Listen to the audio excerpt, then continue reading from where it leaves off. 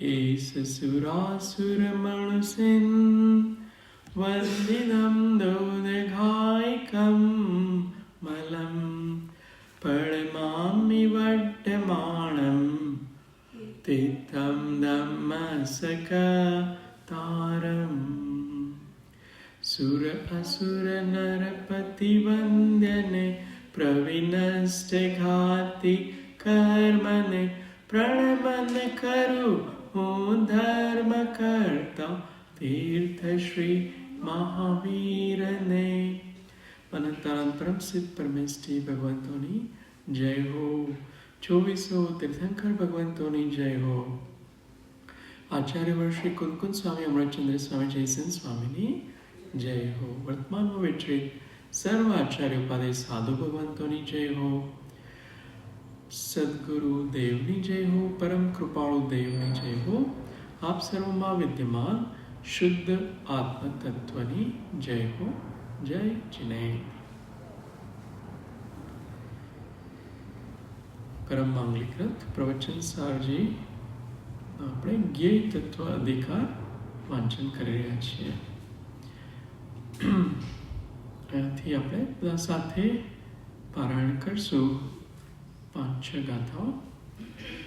સ્કંદો કર્મને યોગ્ય પામી જીવના પરિણામને કર્મત્વને પામે નહીં જીવ પરિણમાવે તે મને કર્મત્વ પરિણત પૂતગલોના સ્કંદ તે ફરી ફરી શરીરો બને છે જીવને સંક્રાંતિ પામી દેહની જે દેહ ઔદારિકને વૈક્રિય તેજસ દેહ છે કર્મણ આહારક દેહ જે તે સર્વ પૂતગલ રૂપ છે ચેતના ગુણ ગંધરૂપ રસ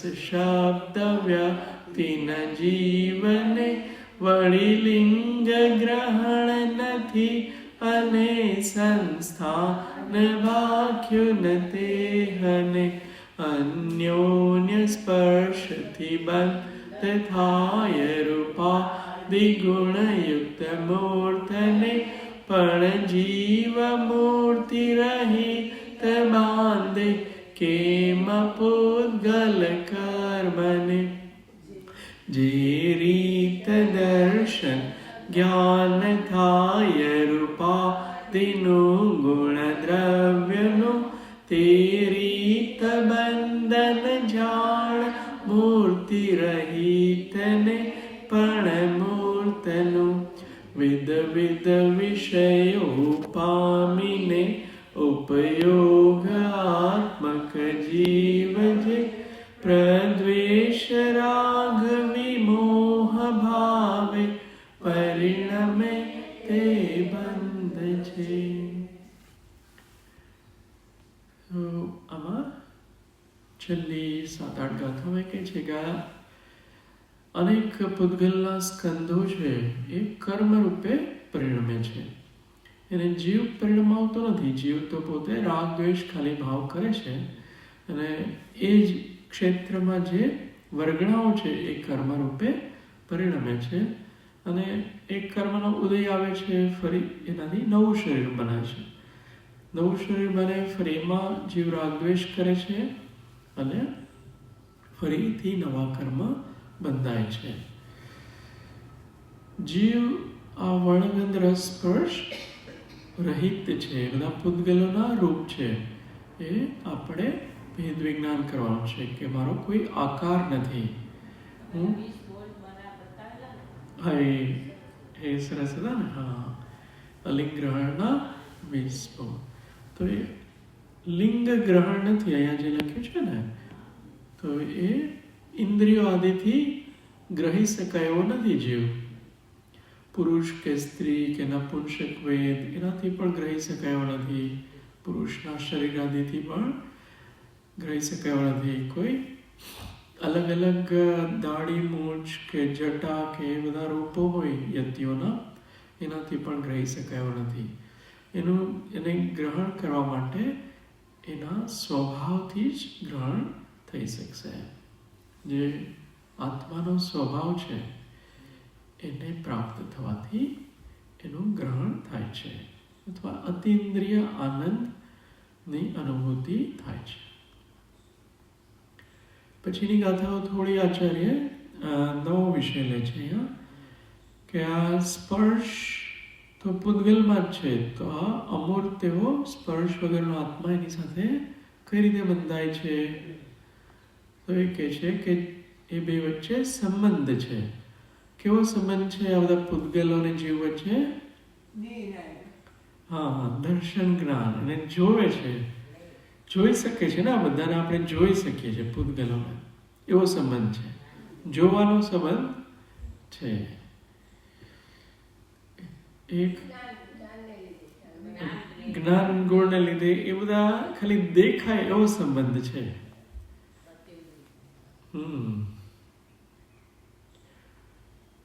તો એના પછીની ગાથા આપણે લઈશું. એમાં કર્મ કઈ રીતે બંધાય છે એ 175મી ગાથા છે. આપણે વાંચી લીધેલી. ઉવ ઓગમ ઓ જીવો મુજ્જદીરજ્જે દિવા પદુત્સેતિ પપ્પા વિવિધે વિષયે જોહિ પુણો તેહિમ સંબંધો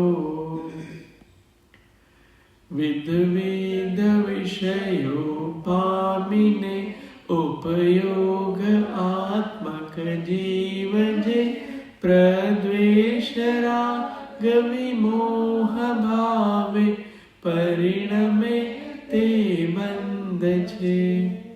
175મી ગાથા છે. તો એનો અન્વયાર્થ વાંચો.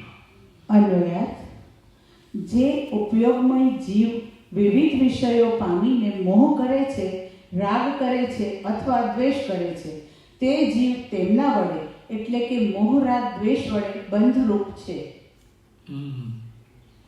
ઉપયોગ, જે જ્ઞાન દર્શન ઉપયોગથી જે વિષય કરે છે, જ્ઞાનથી અલગ અલગ વિષયોને જાણે છે અને જાણીને પછી એના પ્રત્યે મોહ કરે છે, રાગ કરે છે અને દ્વેષ કરે છે, અને પછી એ બંધાઈ જાય છે. તો આપણે વધારે સેના ઉપર મોહ રાગ દ્વેષ કરતા હોય આખા દિવસની ચર્યા જોઈએ તો શરીર પર મોહ હોય છે ને, દેહાદ્યાસ વધારે હોય છે. એને સવારે બ્રશ કરાવો કે નવડાવો કે કપડાં સારા, નાસ્તો કરાવો, ત્યારે છૂટું રહે છે કે આ પૂતગલની ક્રિયા થઈ રહી છે, હું ઉપયોગ સ્વરૂપ છે એવું છૂટું થોડું રાખવાનું. ભેદ વિજ્ઞાન કે હું ઉપયોગ સ્વરૂપ છું, જ્ઞાન દર્શન ઉપયોગ, અને આ પૂતગલની બધી ક્રિયાઓ થઈ રહી છે, એમાં રાગ ભળેલું છે, રાગ જીવનો છે, એના નિમિત્તથી શરીરની ક્રિયાઓ થઈ રહી છે. માની લો આપણને રાગ ન હોય તો આપણે બ્રશ કરીએ, શરીરને નવડાવીએ, રાગ હોય તો જ કરીએ ને. હા, 28 મૂલગુણમાંનો અદંત ધોવન મૂલગુણ છે. તો એને રાગ નથી દાંતને સાફ કરવાનો, નવડાવવાનો પણ રાગ નથી, એને બેઠા બેઠા જમાડવાનો પણ રાગ નથી. એટલે એવું ભાવમાં આહાર કરાવડાવે છે શરીરને. એને બિસ્તરમાં સુવાનો પણ રાગ નથી, એમ ને, મેટ્રેસ એના ઉપર સુવાનો પણ રાગ નથી, એટલે પાટ ઉપર સૂઈ જાય છે, શરીરને સુવડાવે છે. પછી એને બીજા કયા વાળનો રાગ નથી, તો એ ખેંચીને કાઢી નાખે, આપણે થોડું કપાવડાવીએ.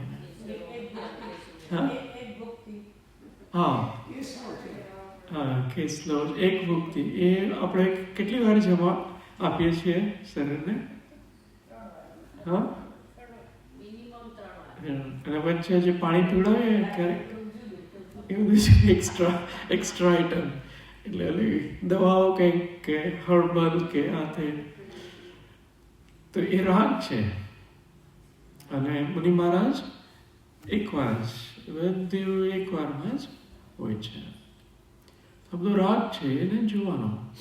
એક ભોજન, સ્થિત ભોજન.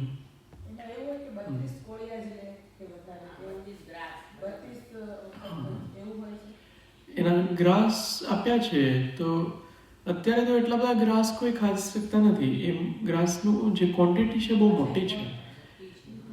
હા,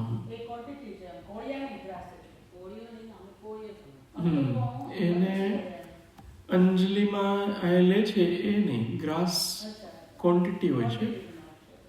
એ 32. હા, રાઈટ. એ ઘણું મોટું એ આ બધા ગ્રંથોમાં આપ્યું છે, પણ એનું એક્ઝેક્ટ અમાઉન્ટ મળ્યું નહોતું કે કેટલા ગ્રામ કે એવું.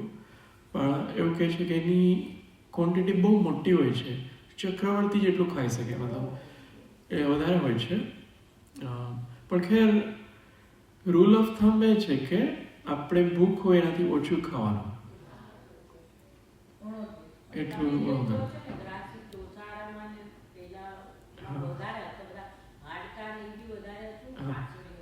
હા, ઓછું થઈ ગયું. મને યાદ છે, હું નાનો હતો ને ત્યારે મારા ફુવા 70 ગુલાબજાંબુ એમને ખાઈ જતા. એટલે એવું બોડી બી એવું હતું, મહારાષ્ટ્રના હતા. હા, એ એટલા શ્રીખંડના કચોળા હોય ને તો 10-12 આરામથી. હવે એવા શરીર નથી રહ્યા. એટલું ખવડાવો તો ત્યાં જ.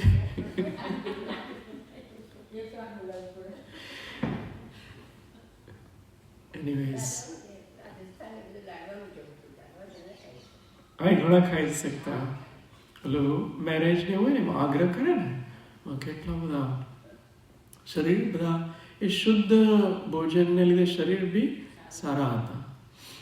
ખેર, તો આપણે ઓછું ભોજન કરવાનું, ભૂખ હોય નથી. તો આ બધામાં રાગ આપણે કરીએ છીએ. એ રાગના 28 મૂલગુણનું વાત ચાલતી હતી ને, તેમાં વ્રત સમિતિ, લુંચન આવશ્યક, અણચેલ નગ્નત્વ આવશે. ઇન્દ્રિય રોધનમ, નહીં સ્નાન, દંતુણ, એક ભોજન, ભૂષણ, સ્થિત ભોજનમ. આ મૂલગુણો શ્રવણોત્તણા જીનદેવે વાંખેલ છે. તેમાં પ્રમદ થતા જીવ છેદોપસ્થાપક થાય છે. એમાં પ્રમદ થાય જીવ તો એનું ચારિત્ર છે છેદોપસ્થાપનાવાળો થાય છે. તો એમાં એક ગુણ હજુ વિશેષ મળ્યો કે આપણે નગ્નત્વ, કપડાં પહેરવાનો પણ રાગ છે. તો બધા રાગ છે, એને લીધે જીવ સુખ થાય છે, બંધાઈ જાય છે.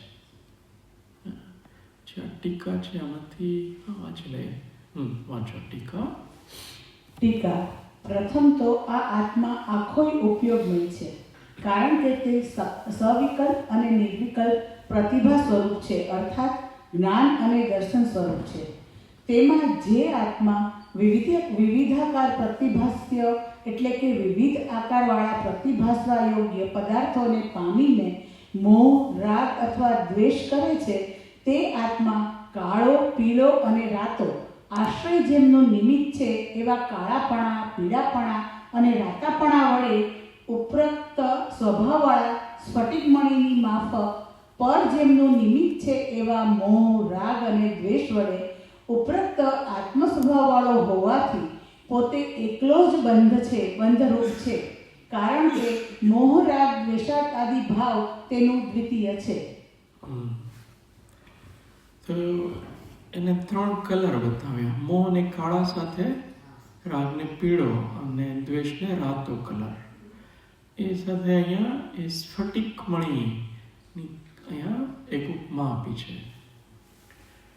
શું કહે છે કે આત્માનો ઉપયોગમાં એક જ છે, પણ સવિકલ્પ, નિર્વિકલ્પ, પ્રતિભા સ્વરૂપ છે. એ જ્ઞાન દર્શન રૂપ, અને તેમાં વિવિધ આકાર પ્રતિભાષ્ય થાય છે. અલગ અલગ આકાર એમાં પ્રતિભાસિત થાય છે. એવો આભાસ થાય છે. પ્રતિભાસનો બીજો અર્થ આ બહુ ઉપયોગી છે કે ખરેખર એ છે નહીં, પ્રતિભાસ થાય છે. ભાસ, આભાસ, પ્રતિભાસ એ બધા પદાર્થો આત્મામાં છે નહીં, એવું લાગે છે કે મારામાં છે, એનું પ્રતિબિંબ પડે છે ને એટલે એને એવું પ્રતિભાસ થાય છે. જ્ઞાનરૂપી અરીસામાં બધા પૂતગલોના પ્રતિબિંબ પડે છે, પ્રતિભાસ થાય. એને પામીને એ પદાર્થો એના પ્રતિભાસ્યને પામીને એ મોહ, રાગ ને દ્વેષ કરે છે.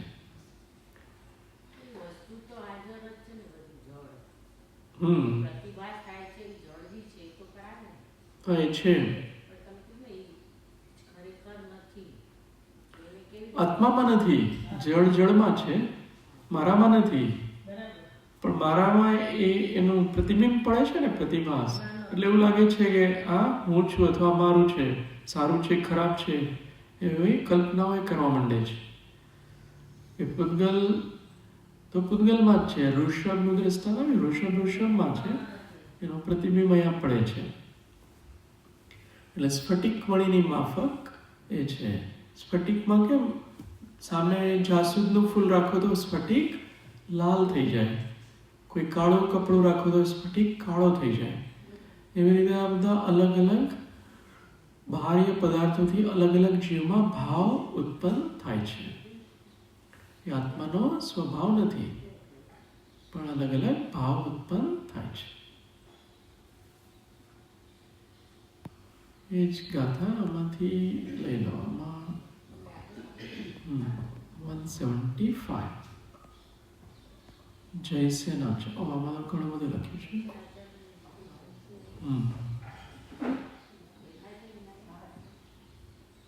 ઓકે, અને આપણે સેકન્ડ પેરાથી વાંચીએ. કોઈ સંસારી જીવ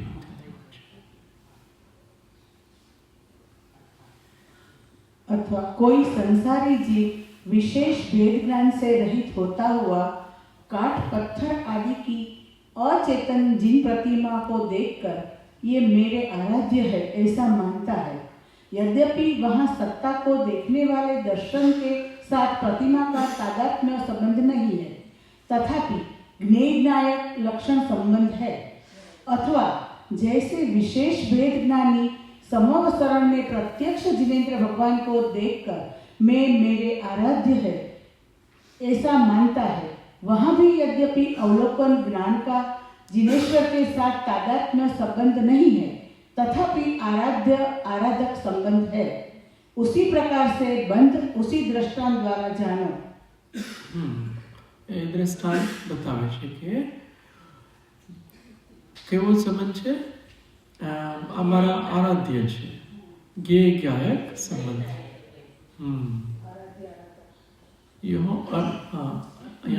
अर्थ ये है. अर्थ यह है, यद्यपि यह आत्मा निश्चय से अमूर्त है, तथापि अनादि कर्म बंध के वश व्यवहार से मूर्त होता हुआ द्रव्य बंध के निमित्त भूत रागादि विकल्प रूप भाव बंधमय उपयोग से करता है. वैसा होने पर यद्यपि मूर्त द्रव्य कर्मों के साथ तादात्म्य संबंध नहीं है, तथापि पहले कहे हुए उदाहरण से संश्लेष संबंध है. इसमें दोष नहीं है. સંશ્લેષ સંબંધ છે. અને પણ એ રાગ કરે છે ને એટલે ભાવબંધ થઈ જાય છે. હા, કર્મ સાથે જ. જૂના કર્મ છે ને એની સાથે નવા પરમાણુ ચોટી જાય છે. અને ગાય બીચ में ફસી, આત્મા વચ્ચે ફસાયેલો છે. અનાદિથી એ બે સાથે છે ને, કર્મ અને આત્મા. એટલે એ કર્મના ઉદય સાથે લાગે વળગે છે, એના એ રૂપે ભાવ કરી નાખે છે. એટલે એ નવા કર્મ એ જ ક્ષેત્રમાં હોય એ બંધાઈ જાય છે. જો એ ભાવ નહીં કરે ને, જો જ્ઞાન ભાવમાં જ રહેશે તો નહીં બંધાય. પણ એ જ્ઞાન ભાવમાં રહેતો નથી.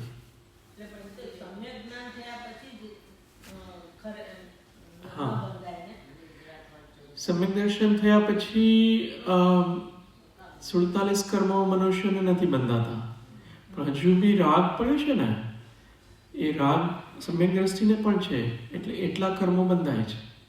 પછી પાછું 5મા ગુણ સ્થાનમાં જાય તો બીજા 10 કર્મો ઓછા બંધાશે, એટલો રાગ ઓછો થઈ ગયો.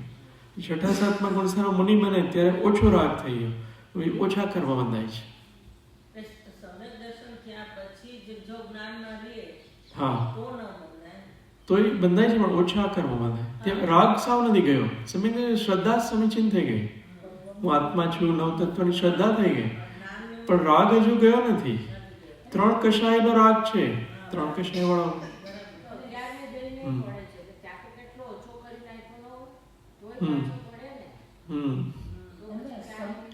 સંકેત ને, હા શું કહો છો?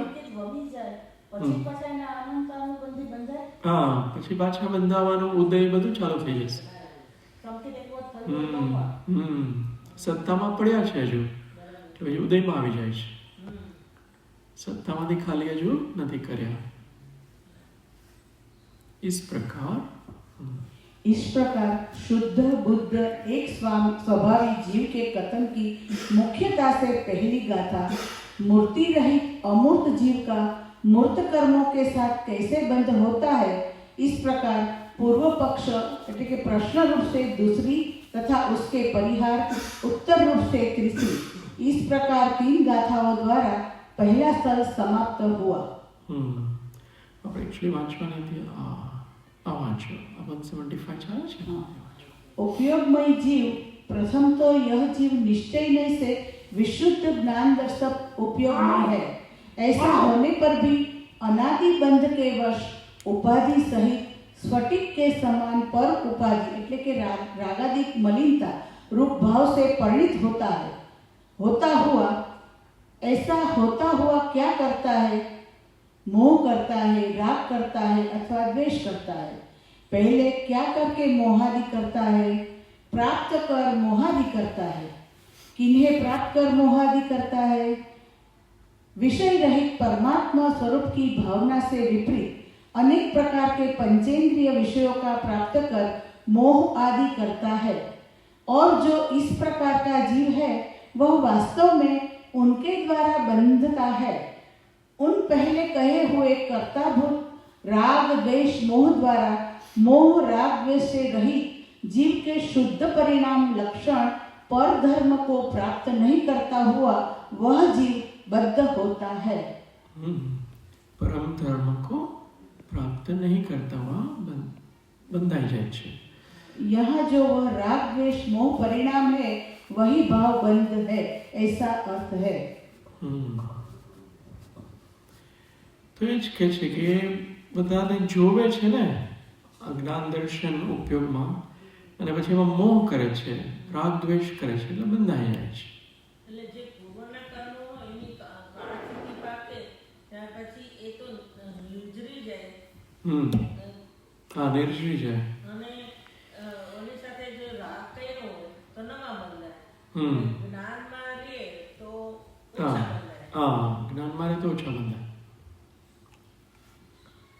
પણ નિર્જરા તો સંકેત પ્રાપ્ત થયું હોય તો જ થાય એવું છે। સાચી બધા કર્મોની નિર્જરા સકામ નિર્જરા મુખ્ય રૂપે સંકેતથી પછી પાંચમા ગુણ સ્થાનમાં ગુણશ્રેણી નિર્જરા શરૂ થઈ જાય છે।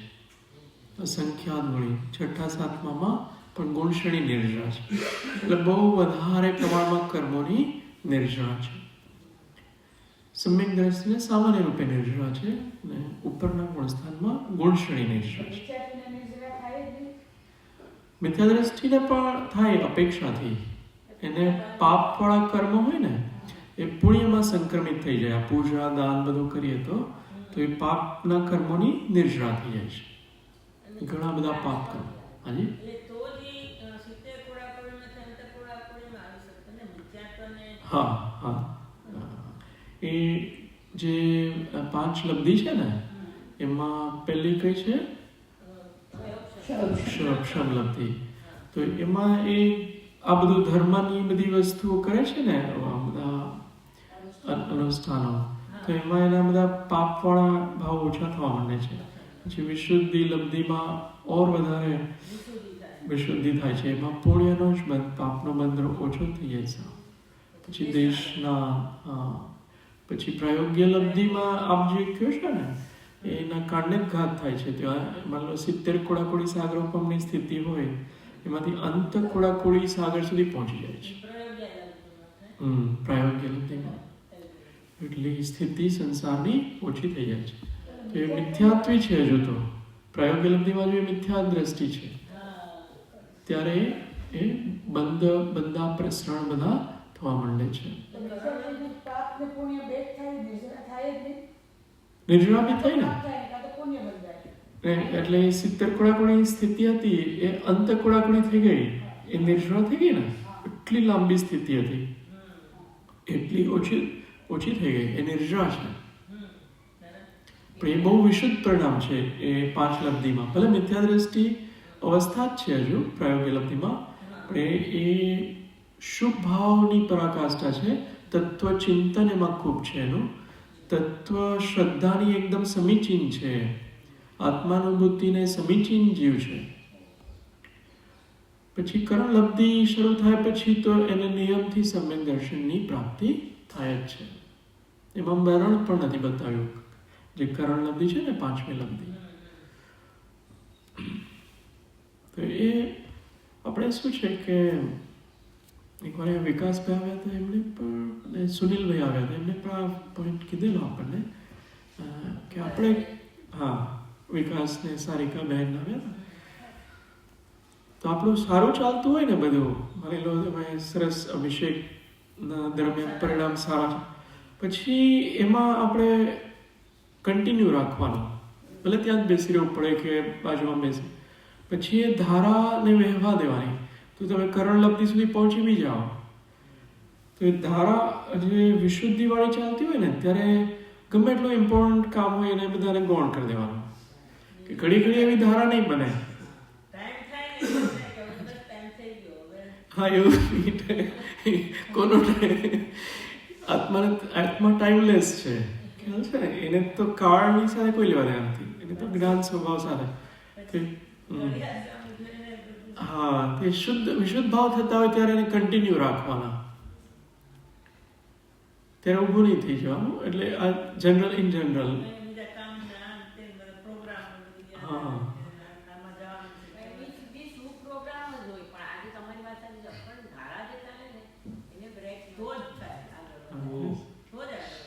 शायद समझदार या ऐसे ग्रंथ में इसे बताया ना, अगर ऐसी धारा चलती हो और अपना उपयोग बराबर आगे से आगे उसमें जा रहा हो तो बाकी सब चीजें भक्ति पूजा स्वाध्याय सब गौण नहीं भी करेंगे उस समय के लिए तो चलेगा, पर वो ज्यादा इम्पोर्टेंट है. और सब छूट जाए, ये मतलब स्वाध्याय में जाना है जो छूट गया, अपने उपयोग की धारा अंदर चले हो, कभी भक्ति का टाइम हो गया तो छूट गया, तो छूट जाए कभी कभार ठीक.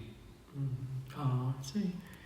तो वो उसमें સમયસાર વગેરેમાં જે અમૃત કુંભ ને વિષ કુંભ બતાવ્યું છે ને એમાં ભૂમિકા પ્રમાણે પણ બતાવ્યું છે કે મુનિ મહારાજ માટે દ્રવ્ય પૂજા વિષ કુંભ બતાવી છે, પ્રતિક્રમણ પણ.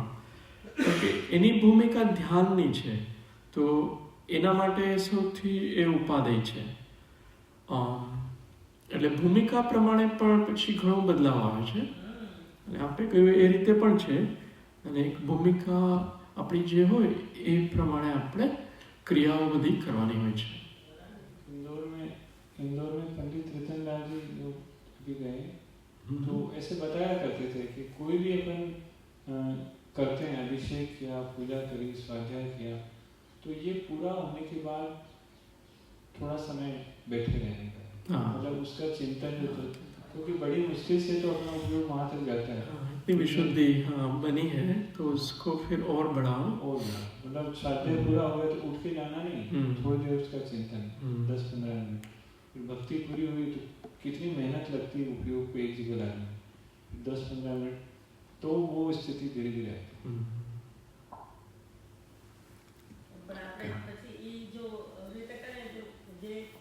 અભિષેક પૂજા બધું પછી મિસ તો જે પછી એમાં એવું રાખવું કે એટલે પ્રેક્ટિકલ ઉપાયમાં કે તમારે જે 2 કલાક મળતા હોય ત્યારે એમાં કન્ટિન્યુટી રાખો, વચ્ચે ગેપ જે હોય એ દરમિયાન વિશુદ્ધ પરિણામ બનાવીને કન્ટિન્યુ. પછીની ગાથા લઈએ આપણે. ભાવેણ જેણ જીવો પેચ્છદ્દિ જાણદિ આગદં વિષે રજ્જદિ તણેવ પૂર્ણો બચ્છદિ કમ્મતિ ઉબદેશો.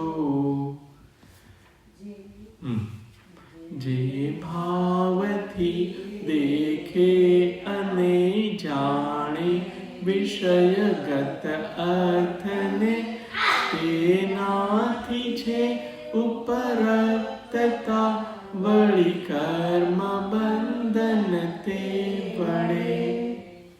અન્વયાર્થ. જીવ જે ભાવથી વિષયમાં આવેલ પદાર્થને દેખે છે અને જાણે છે તેનાથી જ ઉપરક્ત થાય છે, વળી તેનાથી જ કર્મ બંધાય છે, એમ ઉપદેશ છે. એ જે ભાવથી વિષયમાં આવેલ પદાર્થ આપણે જોયા, કંઈક સારી વસ્તુ, ભોજનની વસ્તુ, તો પછી એમાં રાગ જે થાય છે ને, જોયા પછી એ જે રાગવાળા ભાવ છે એનાથી જીવ બંધાય છે. આ બહુ ઇન્ટરેસ્ટિંગ છે કે માની લો રાગવાળા ભાવ નહીં હોય ને તો જીવ મુક્ત છે. અપેક્ષાથી લો ને, એ રાગવાળા ભાવથી જીવ બંધાયેલો છે, એ ભાવબંધ છે.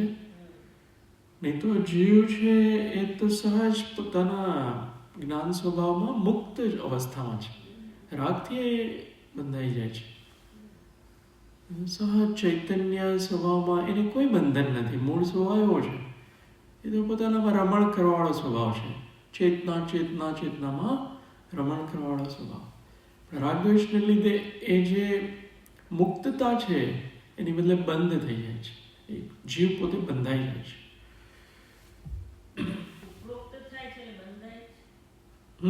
તેનાથી જ ઉપરક્ત થાય, એમાં જ લીન થઈ જાય છે. ઉપરક્ત રક્ત લીન તાટેવું જેવું. ટીકા. આ આત્મા સાકાર અને નિરાકાર પ્રતિભા સ્વરૂપ એટલે કે જ્ઞાન અને દર્શન સ્વરૂપ હોવાથી પ્રતિભાસ્ય એટલે કે પ્રતિભાસવા યોગ્ય પદાર્થ સમૂહને જે મોહરૂપ, રાગરૂપ કે દ્વેષરૂપ ભાવથી દેખે છે અને જાણે છે તેનાથી જ ઉપરક્ત થાય છે.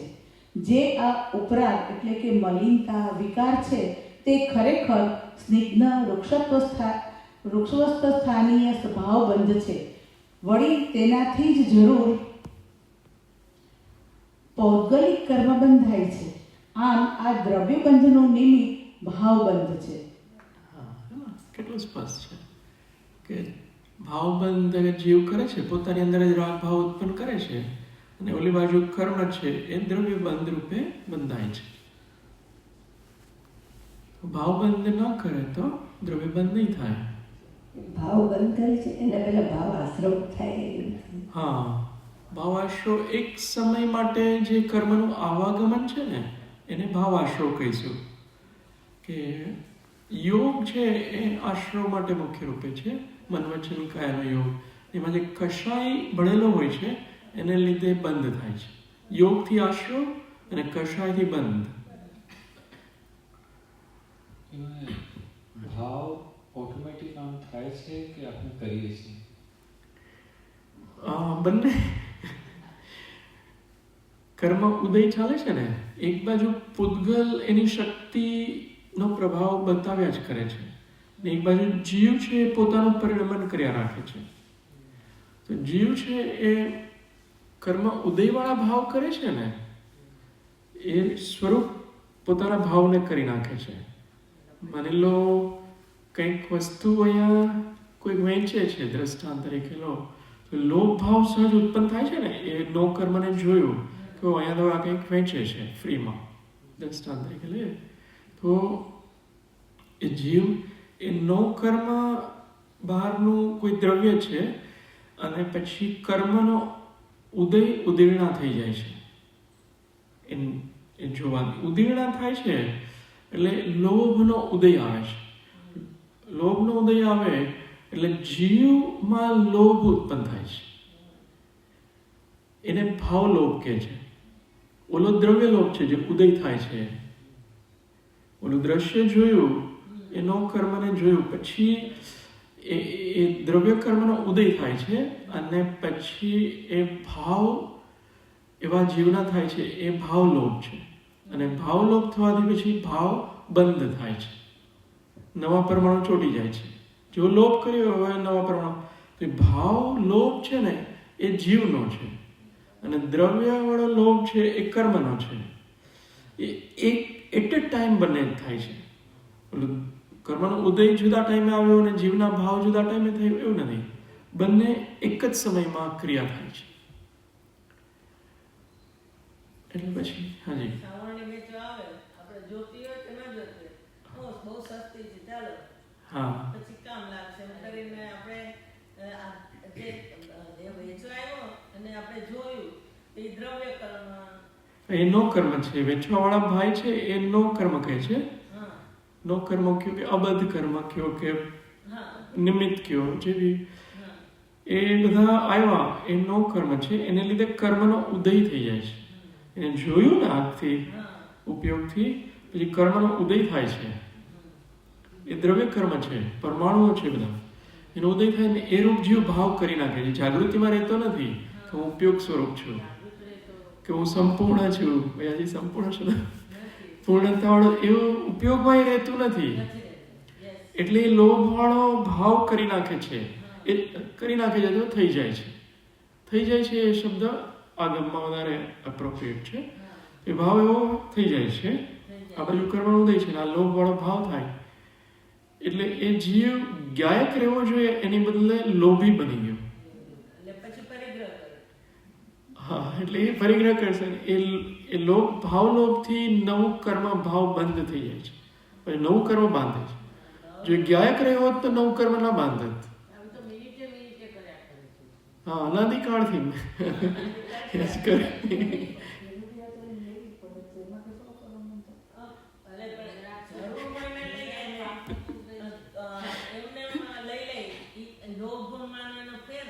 હા, મારા સાહેબ લે છે સાવરણી કે ઝાડુ કે કંઈક નથી લેતા ને, એટલે એને નથી બનતા. આપણે જો ગ્રસ્ત અવસ્થાનો લોભ છે ને, એટલે કેટલી બધી વસ્તુઓનો લોભ એને નિમિત્તે થઈ જાય છે. હા, એટલે આપણી ભૂમિકામાં એનો લોભ રહેવાનો. લોભ જ છે ને, લોભમાં જ. હા, અપ્રત્યાખ્યાન વાળો લોભ છે.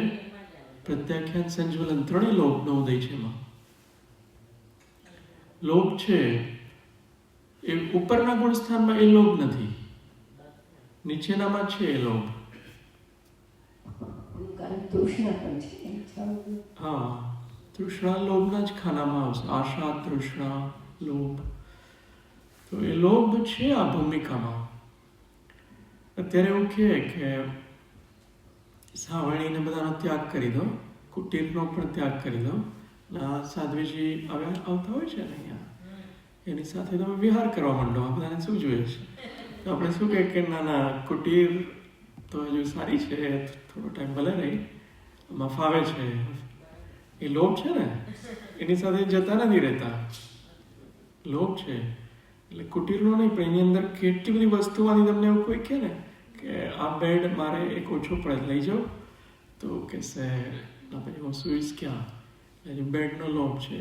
વાસણ કોઈ બી કહે ને કે આ વાસણ હું લઈ જાઉં, તો આપણે શું કહીશું? ના ના, આ તો જરૂર પડે, અમારે ચા બનાવવાની હોય. લોભ છે એટલે છોડતા નથી. લોભ નહીં હોય તો તમે આપી દેશો.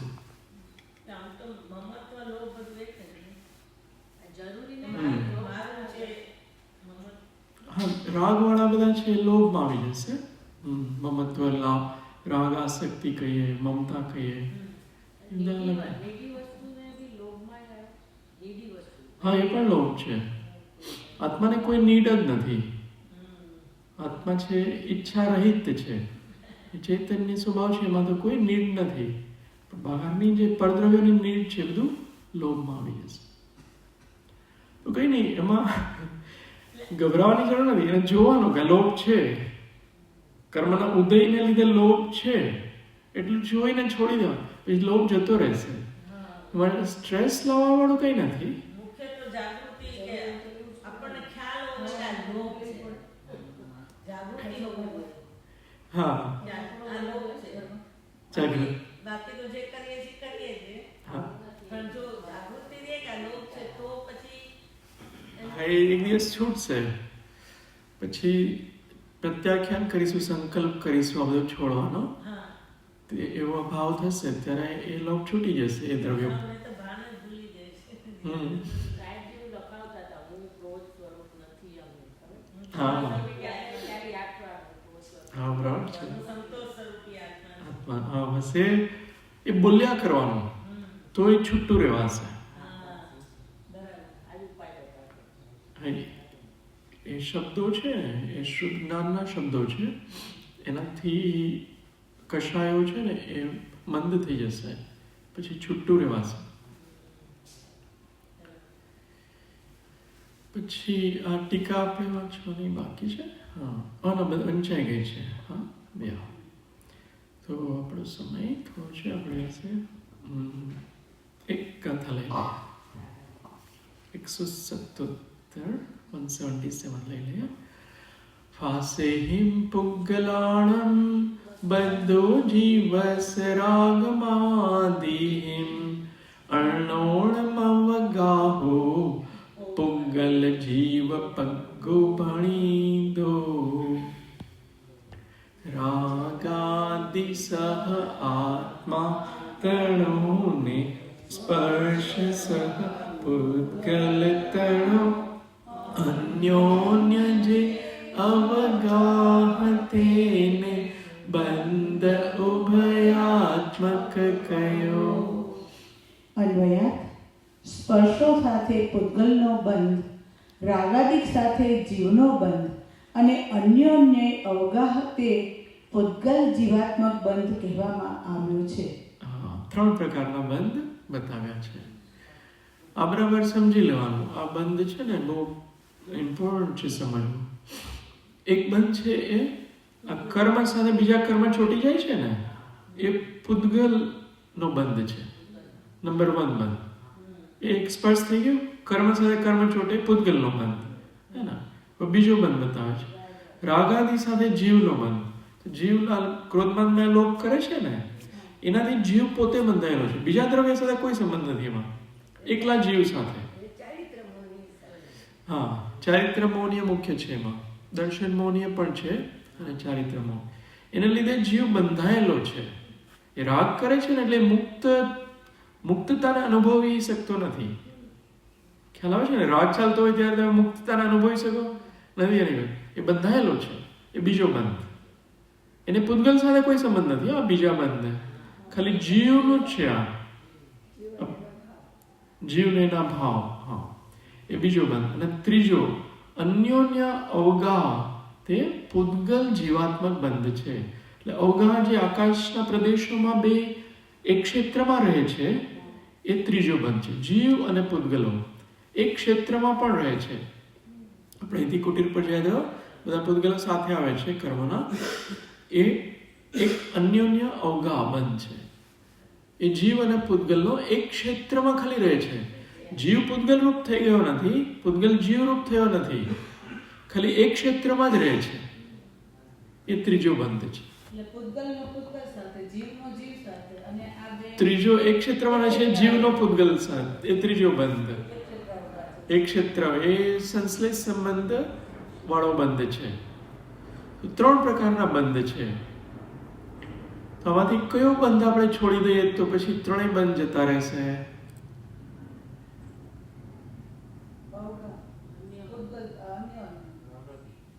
હા, બીજા નંબરનો છોડી દઈએ તો પછી આ પહેલો ને ત્રીજો પણ જતો રહેશે. રાગાદિક એટલે મિથ્યાત્વ, રાગ, દ્વેષ, કષાય એ બધા મૌન્ય કર્મના વાળા પરિણામો જીવ જો છોડી દે તો એને પછી આ પુદ્ગલના બંધ પણ હવે નહીં થાય અને એક ક્ષેત્રવાળો બંધ પણ નહીં થાય. ટીકામાં કેટલી છે સમય? ટીકા વાંચી લઈએ એટલે આખું પૂર્ણ થઈ જશે. ટીકા. પ્રથમ તો અહીં કર્મને જે સ્નિગ્ધતા, વૃક્ષતા, સ્પર્શ વિષયો એટલે કે ખાસ સ્પર્શો સાથે એકત્વ પરિણામ તે કેવળ પૂતગલ બંધ છે અને જીવને જે ઔપાધિક મોહ રાગ દ્વેષરૂપ પર્યાયો સાથે એકત્વ પરિણામ તે કેવળ જીવ બંધ છે.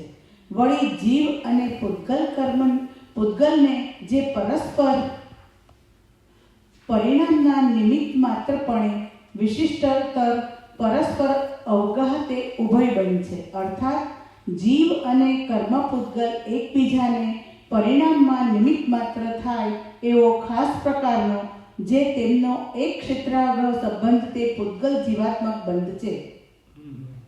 ત્રીજાનું નામ ઉભયબંધ. ઉભયબંધ. ત્રીજો નથી ખરેખર તો બે જ છે. હા. એનું ભેગું થઈને જે નામ છે તે ઉભયબંધ. ત્રણ બંધ નથી કેવા બે બંધ છે પણ બંનેનું ભેગું થઈને જે નામ છે એ ઉભયબંધ. એટલે એકબીજાના નિમિત્તથી થયા કરે છે તે. પૂતગલ અને જીવાત્મક બેની નામ બી લઈ શકે. એક દ્રવ્ય કર્મ ભાવ કર્મ બે જ છે. હા. ત્રીજું કોઈ એવું નથી. દ્રવ્ય કર્મ ભાવ કર્મ સિવાય ત્રીજું કોઈ. પણ ત્રીજું એમ બોલાય દ્રવ્ય કર્મ અને ભાવ કર્મ એકબીજાને પરસ્પર નિમિત્ત થયા જ કરે છે એકબીજાને. એવું આમ તો આપણે જે રીતે ફિટ થાય એવું. ઉભયબંધ શબ્દ આપે છે. ત્રીજો બંધ શબ્દ નથી આપ્યો. ઉભયબંધ એવો શબ્દ આપે. હા એવું. એટલે એને એક ક્ષેત્રમાં જીવને પૂતગલ રહે છે ને, જીવને પૂતગલ એક ક્ષેત્રમાં એ રીતે એને જોવું હોય તો એ રીતે જીવ બંધાયેલો છે એવું તમે કહી શકો. એ રીતે બંધાયેલો છે ને, કારણ કે અહીંથી બીજી ગતિમાં જાય ત્યાં એ બધા સાથે આવે છે. એક ક્ષેત્રમાં બે રહે છે ને જીવને પૂતગલ. એ દ્રષ્ટિથી જોઈએ તો એ ઉભયબંધ છે. બે સાથે જ રહે છે ને, ક્યાંય પણ જાય બે સાથે રહે છે. એ દ્રષ્ટિથી ઉભયબંધ છે. રાગ કર્યા રાખે છે જીવ, એ જીવ ને રાગાદી સાથેનો બંધ છે. જીવને રાગનો એ જીવ દ્રવ્યનો જ બંધ છે, બંધ છે. ઓલો પૂતગલ સાથે બંધાય છે એ પૂતગલ બંધ છે. તો એ રીતે તમે બે લેવા હોય તો મને વાંધો નથી. ત્રીજું ઉભય રૂપે જોવું હોય તો એક દ્રષ્ટિ છે કે બે સાથે હોય છે જીવ ને પૂતગલ, તો એક ઉભય વાળો દેખાય છે. એ દ્રષ્ટિ છે. એ રીતે સંશ્લેષ સંબંધ છે, એમાં તાદાત્મ્ય સંબંધ નથી.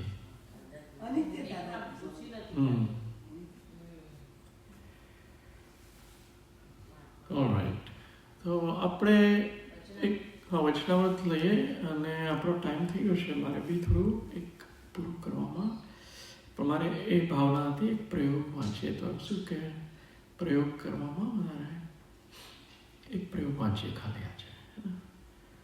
176 વેરી ગુડ. प्रयोग भावबंध व द्रव्यबंध से छुटकारा पाने के लिए अविकार चित्त स्वभाव में आत्म तत्व का अनुभव करना. अबे बंधने थी छुटकारो पावो छे ने. जो भावबंध છે જીવ વાળો બંધ છે, અને દ્રવ્યબંધ પૂતગલ વાળો બંધ છે, બરાબર. એનાથી છુટકારો લેવો હોય તો શું કરવાનું? અવિકારી જે ચિત્ત સ્વભાવમાં આત્મ તત્વનો અનુભવ કરવાનો છે. ચિત્ત સ્વભાવમાં રહેવાનું, જ્ઞાન ચેતનામાં રહેવાનું, ઉપયોગમાં રહેવાનું, સ્વરૂપ જાગૃતિમાં રહેવાનું. હા, વિકારી ભાવ નહીં. પછી એ ચારિત્ર મોહ છે એ પરેશાન નહીં કરી શકે. એમાં સંતોષ ભાવ, જે સાહેબજી કે છે એ રીતે જે પ્રાપ્ત થયું છે એમાં સંતોષ છે. આ નહીં મળે તોય સંતોષ છે, મળે તોય ઠીક છે, ના મળે તોય ઠીક છે. અને આ સોલ્વ થઈ જશે. કંઈ એન્ઝાયટી જેવું હોય તો આજ નહીં તો કાલે આ પ્રોબ્લેમ સોલ્વ થઈ જશે. સંતોષ ભાવને લીધે જાગૃતિ મારે એવું સહેલું છે. એનો ઉપયોગ પછી નહીં તો ઓલામાં જ વારંવાર જશે તેમાં તન્મય થઈ જશે, તો જાગૃતિ જતી રહેશે. એટલે સંતોષ ભાવ જરૂરી છે. પછી અહીંયા સુધી રાખીએ. વચનામૃત પછી કાલે લઈશું. અનુસંધાનમાં હતું ને એટલે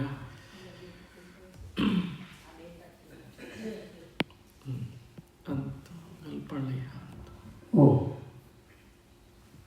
धाम अनंत सुशांत चली दिन रात्र तन ध्यान मन